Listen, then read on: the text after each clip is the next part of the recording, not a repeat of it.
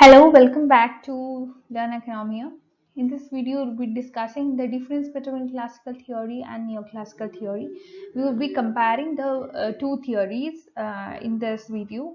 Actually, this is a requested topic. That's why I have done a video on this.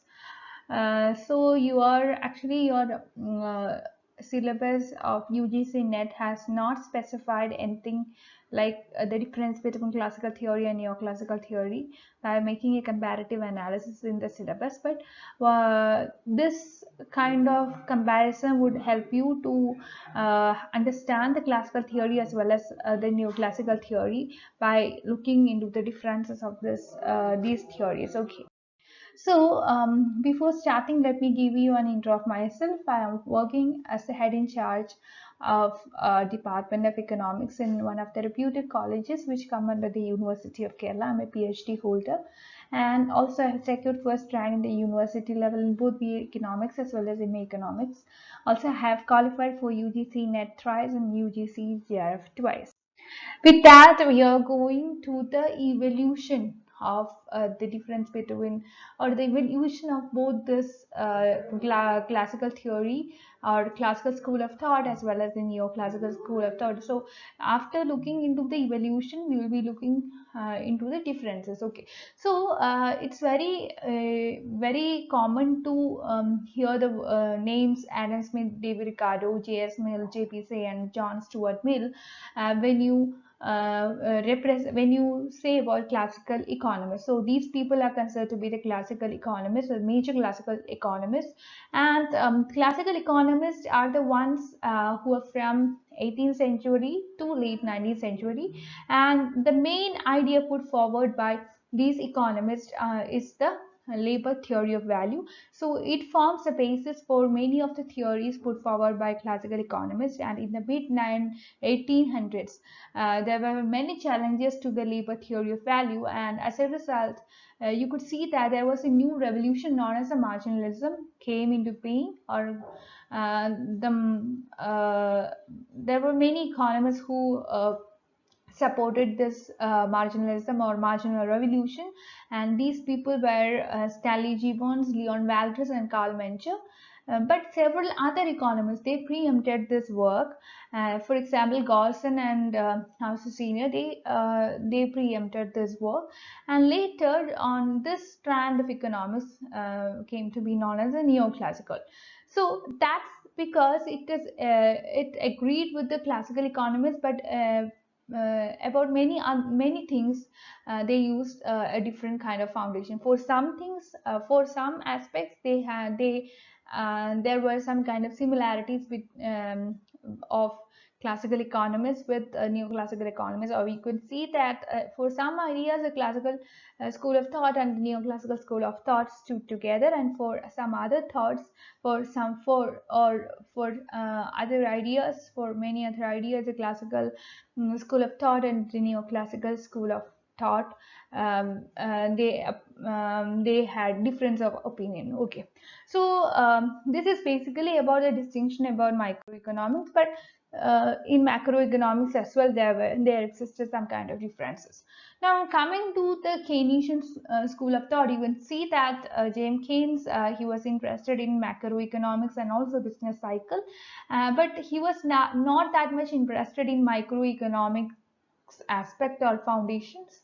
So when he was criticizing the past economists like the classical economists, both the neoclassical economists and the classical ones, we know that these people were mainly focused upon the foundations or the economics part, and this has been a source of lot of confusion. And later on during this 1970s onwards, people sought to save older ideas from Keynes criticism, and which that group of economists or that group of school is known as a neoclassical. And we could see that in the present day neoclassical have been simultaneously used, and along with this new classical. Actually these two schools of thoughts are different, not the same, but we could see that many people use these words interchangeably, this neoclassical and new classical, but these two schools of thoughts are different. Now, coming to the differences between the classical school of thought and the neoclassical school of thought, we can see that if you look at the classical theory, especially for example, you look at the Ricardian theory of comparative advantage, which states that the two countries should trade in order to increase their national welfare as long as there is some comparative advantage in production of one good versus the other. In classical theory, it is a difference in technology that forms a basis to the theory of comparative advantage, which creates some mutually beneficial trade. But if you look at the neoclassical aspect, or the neoclassical school of thought, here it is the factor abundance theory that states this states that the difference in relative factor endowment forms a basis of comparative advantage, and the neoclassical theory is considered to be an extension of this classical theory. And in classical theory, it is the difference in technology that determines the position of trade, and this technological difference between the two trading countries is reflected in their respective labor productivity ratio, which forms the basis of trade. Classical theory actually doesn't consider how much labor each country has. But on the other hand, neoclassical theory, in the neoclassical theory, it is a difference in the factor endowments that determine the pattern of trade, and it is a difference in relative factor endowments between the two trading nations, which form the basis of the trade. Now, secondly, you could see that the classical theory has an assumption that production in all the countries is a subject matter of constant returns to scale, whereas in the case of neoclassical theory, the theory has released the assumption of constant returns to scale in order to allow for decreasing returns to scale.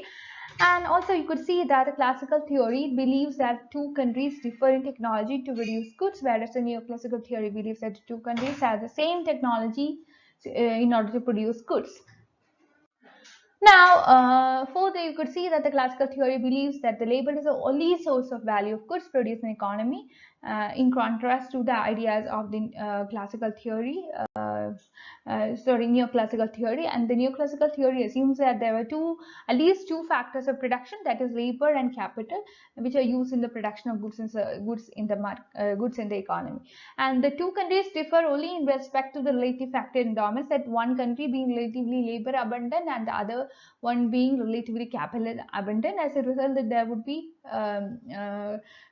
exports, imports and all. Actually, a country that would export those goods that use intensively its relatively abundant factor of production, and vice versa.